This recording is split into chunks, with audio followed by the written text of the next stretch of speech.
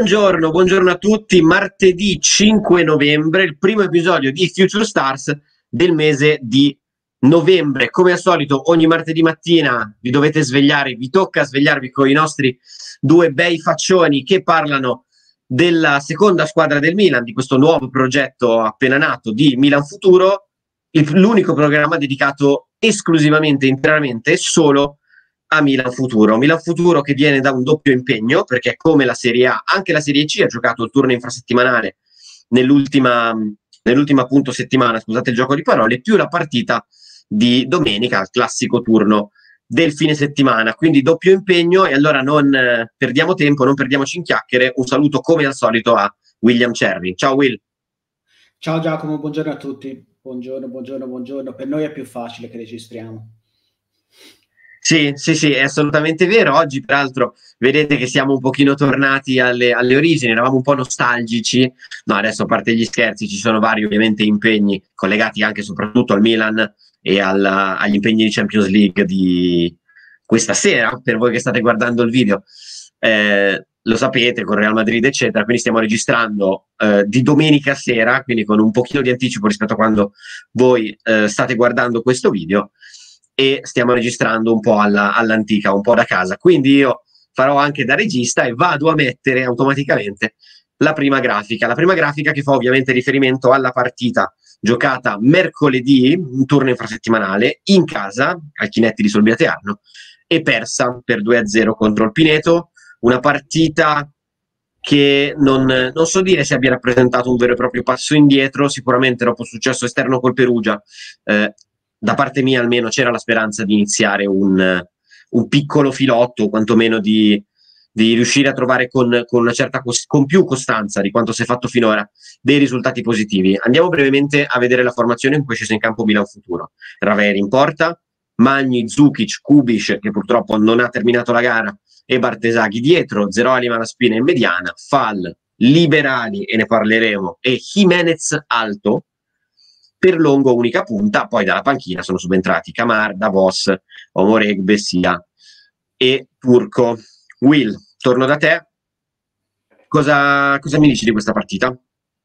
Allora, questa era la partita che veniva sull'onda della vittoria di Perugia, quindi ci si aspettava anche, le aspettative erano abbastanza, diciamo, alte.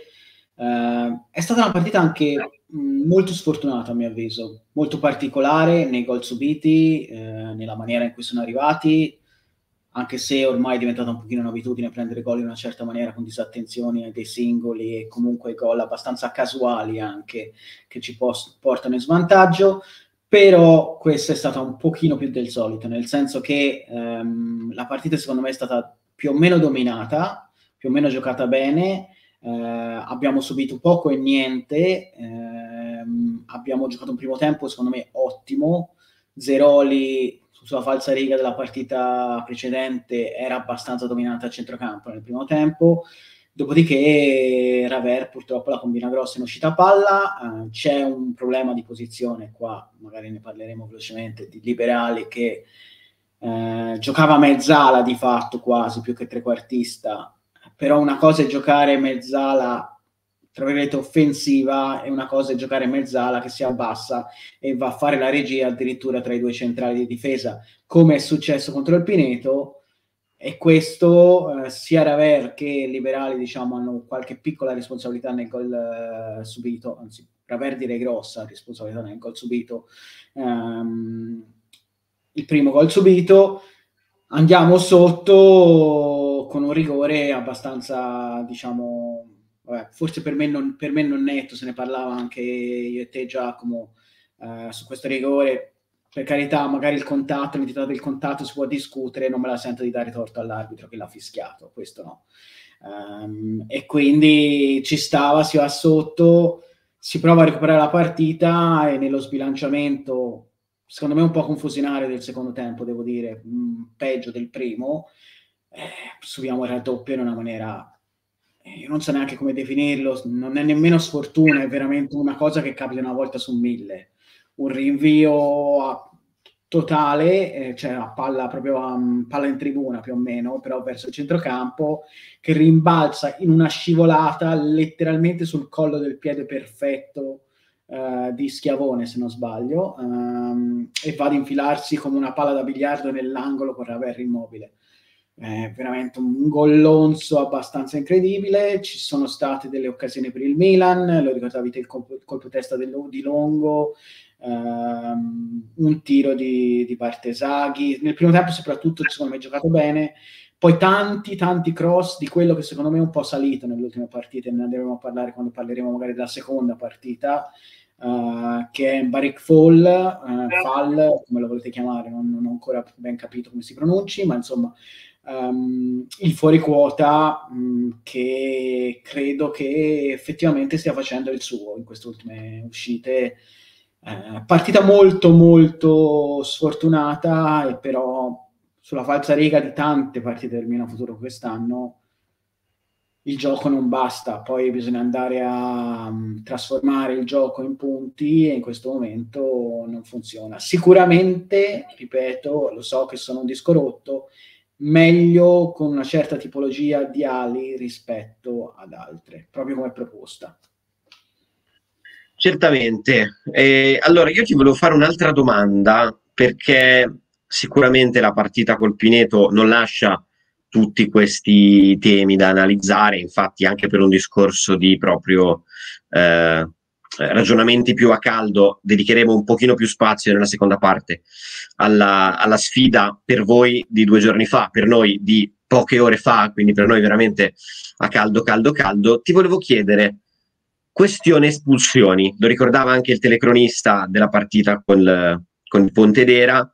Milan Futuro è la squadra che ha ricevuto più cartellini rossi, sono 5 se non erro, peraltro in 3 partite nelle ultime 4, se non sbaglio. Prima il doppio rosso dei 2 centrali Minotti e Kubiš, poi il doppio rosso dei terzini Jimenez, Ballo, Touré, e poi quest'altro rosso a Kubiš, che diventa peraltro già il primo calciatore a farsi espellere 2 volte.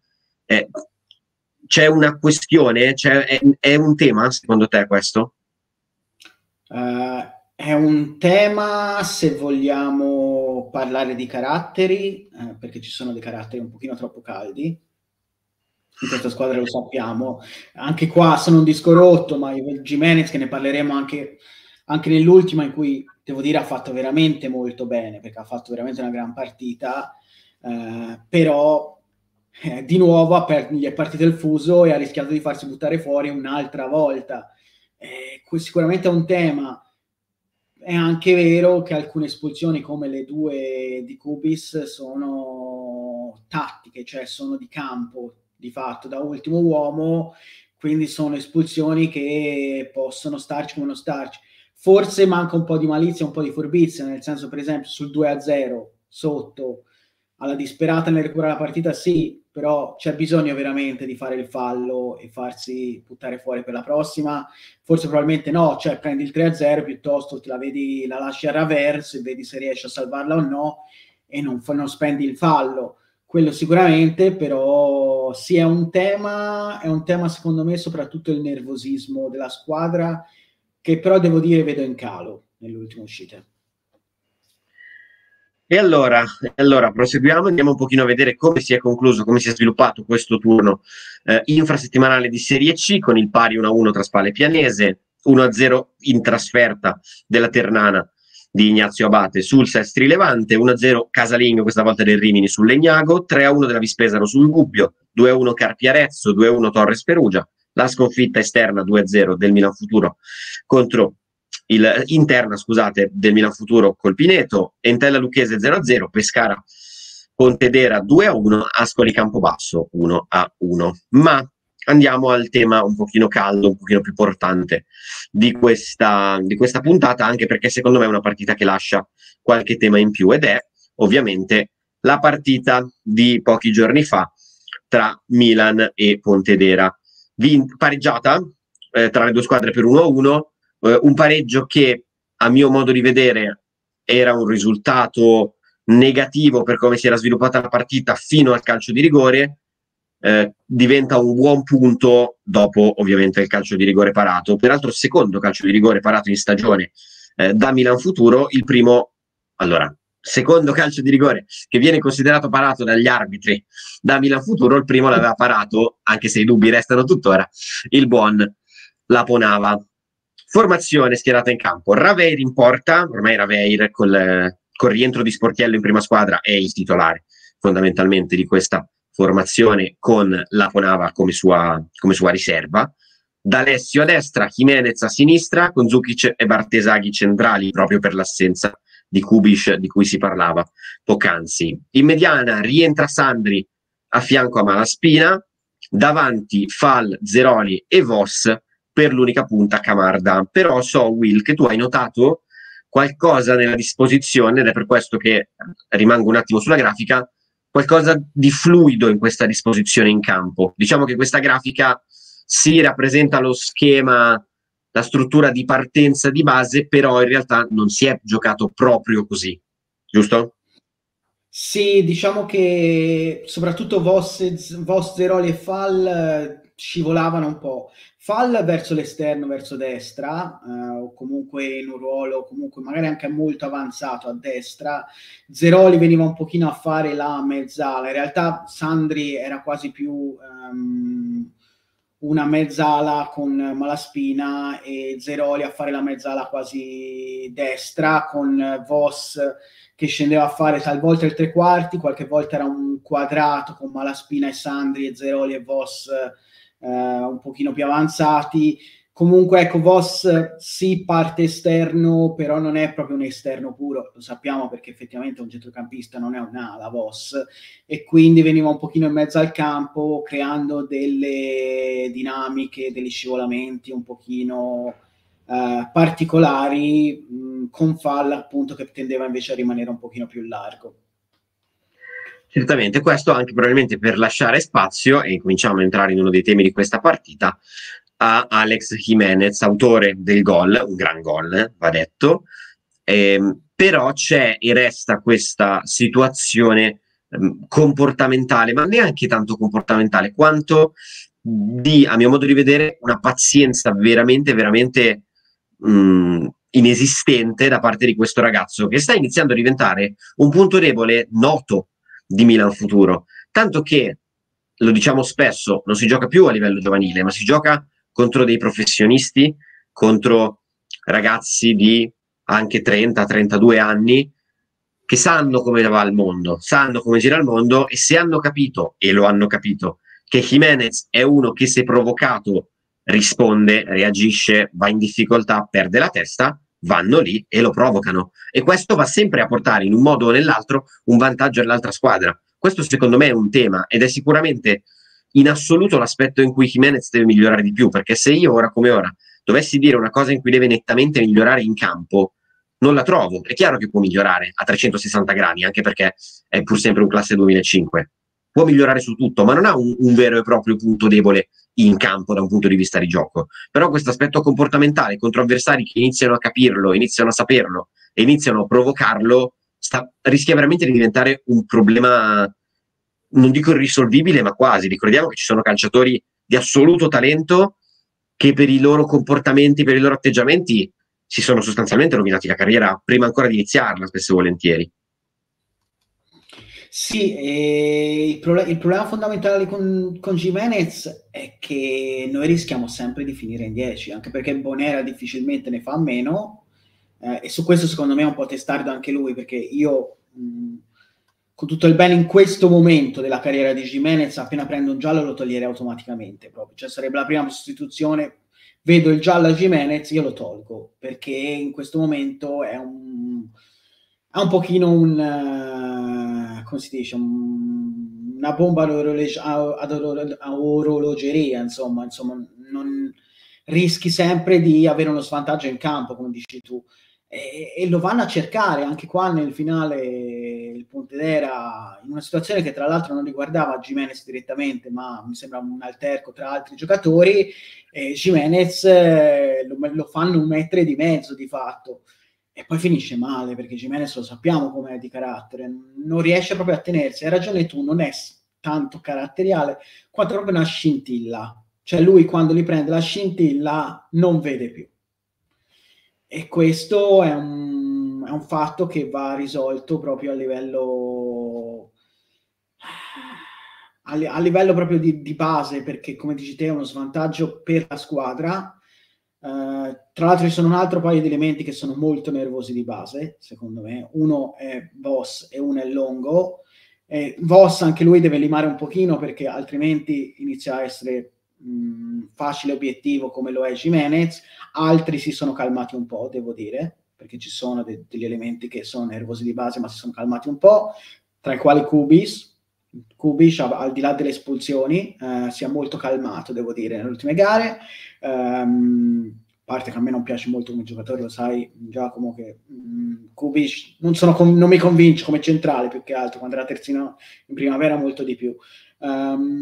Però ecco, ci sono dei nervosismi. La squadra in generale mi sembra molto più calma. Se riusciamo a riportare Jimenez in un'ottica di contenimento della rabbia, secondo me potremmo giovarne tutti. Questa è un'altra partita che però, come hai detto te, poteva finire un pochino meglio, perché era iniziata molto bene a livello di stare in campo, di sviluppare gioco. Il Pontedera non aveva fatto assolutamente niente, avevamo il controllo fino al rigore, e poi si è un po' complicato come tutte le gare. Senza dubbio, senza dubbio. Infatti io sono dell'idea che l'approccio è stato positivo, la fase offensiva è stata positiva, il vero problema della partita è stata la fase difensiva, perché comunque Bartesaghi ha fatto terribilmente fatica in un ruolo, come mi ricordavi giustamente tu, come facevi notare giustamente tu prima di iniziare a registrare, che non è il suo, ma in cui era un adattato, e oggi forse più che nelle altre volte in cui è stato adattato lì lo ha mostrato, perché è brutto da dire, ma di fatto lui regala il primo gol, che non è un brutto gol e non è un gol banale, però il primo gol, l'azione nasce, per quanto poi venga conclusa con qualità, nasce pur sempre da un suo tentativo verticale di impostare completamente sballato, che finisce proprio tra i piedi dell'attaccante del Pontedera, sì, e ancora dubbi e problemi con le pronunce, e lo lancia sostanzialmente in porta. E mi permetto di fare una menzione per alcuni giocatori. Raver, che sul primo gol sicuramente resta fermo, rimane un po' pietrificato, io non gli do alcuna responsabilità personalmente in quella circostanza, però comunque anche se lì decidiamo di considerarlo non perfetto, si rifà con, per me più che il rigore, con l'intervento precedente di qualche minuto prima, che è un intervento mostruoso, veramente ai limiti del miracoloso, e poi comunque c'è la parata sul rigore, che è una parata ben più netta di quella di Laponava, anche se a referto va un rigore parato a testa, che di fatto salva il risultato e permette a Milan Futuro di portare a casa questo punto, che non so se sarebbe arrivato in caso di gol subito. E poi un altro giocatore di cui voglio dire due cose molto rapidamente è Voss, il cui problema fisico è stato anche, probabilmente per il tempo in cui è stato fuori, in cui non l'abbiamo visto, un po' più rilevante di quanto non sembrava all'inizio, perché comunque ha perso diverse gare e ha perso anche la condizione fisica. Questa è l'impressione che ho avuto io. Voss ha avuto una partita difficile oggi, ha perso tanti palloni e soprattutto ne ha persi tanti nei primi minuti del secondo tempo, e mi sembravano non errori tecnici, peraltro di un giocatore che ha un bagaglio tecnico di assoluto livello, quanto errori di errata comunicazione cervello-corpo. Nel senso, il mio cervello mi dice fai lo stop in quel modo lì, il mio corpo non ce la fa, non riesce a stare a quel ritmo lì. L'avrei cambiato prima. Peraltro un altro tema, ma va bene, non lo tratteremo oggi, ne parleremo più avanti. Tra l'altro a breve avremo una sosta nazionale che ci permetterà di fare un approfondimento su qualche tema magari in particolare. Anzi, se c'è qualche cosa che avete notato che secondo voi può meritare una puntata speciale dedicata in pausa nazionali, dando per scontato che la partita di Milan Futuro verrà rinviata nuovamente, fatecelo sapere nei commenti, che noi sicuramente valuteremo tutte le vostre idee, le vostre proposte. Se c'è qualche tema caldo, qualche tema interessante, sarà un piacere per noi discuterne. Non mi spiego oggi i soli 3 cambi, peraltro gli ultimi 2 tardivi, quindi sostanzialmente un unico cambio sui 5 possibili di Bonera, quando a un certo punto era evidente che alcuni non ce la facevano più. Però, visto il tempo da cui stiamo parlando, non ti chiedo di questo, ma ti chiedo veramente in 2 parole di parlarmi un po' di Fall, come dicevi all'inizio, di questo Fall in grande crescita. Allora, subito flash, scusa velocemente, secondo me su Raver non è un problema, non è un errore, forse il posizionamento poteva essere migliore, tutto lì. Detto questo, su Fall secondo me ha fatto una grandissima partita a seguito anche di quella col Pineto.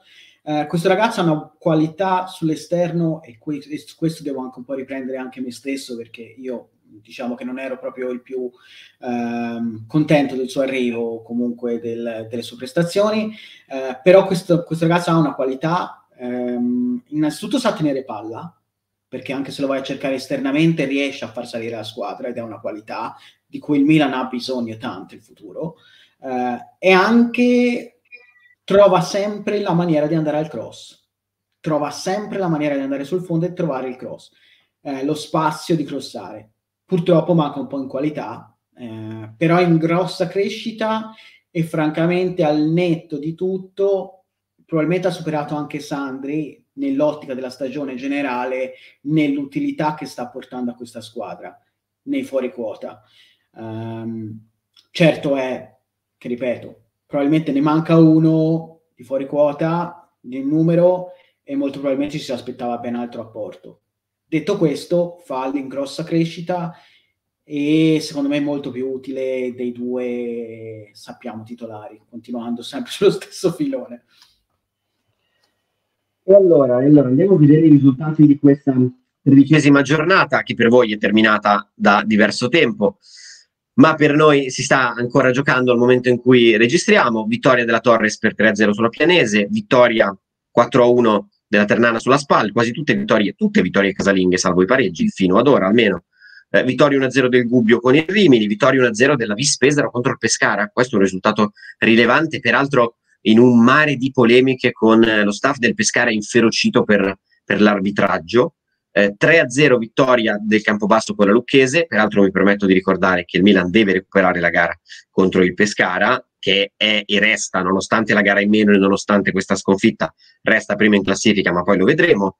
Il Legnago ha pareggiato 2-2 con il Perugia, 1-1 pareggio anche tra Pontedera e Milan Futuro, così come tra Arezzo ed Ascoli. Pineto Carpi, Sestri Levante e Entella si stanno giocando al momento in cui stiamo registrando, anzi si stanno concludendo al momento in cui stiamo registrando. Vi posso dire che a pochissimi istanti dalla fine il Carpi sta vincendo 4-1 in trasferta con il Pineto e tra Sestri Levante e Entella si entra in questo momento nel recupero, sul punteggio ancora fermo sullo 0-0. La classifica di conseguenza è questa. Ovviamente ci sono 6 asterischi che riguardano Milan Futuro e Pescara, che devono recuperare la partita rinviata in occasione della sosta nazionali, e le 4 squadre che stanno ultimando adesso le loro partite per quanto riguarda noi che registriamo.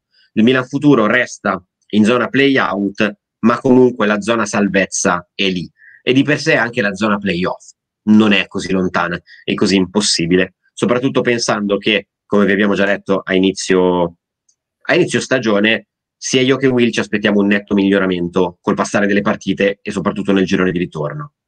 Per concludere, come di consuetudine, e adesso arriva l'Arezzo in casa, partita difficile, molto difficile, perché come avrete potuto sicuramente notare l'Arezzo è quinto in questo momento in classifica in Serie C.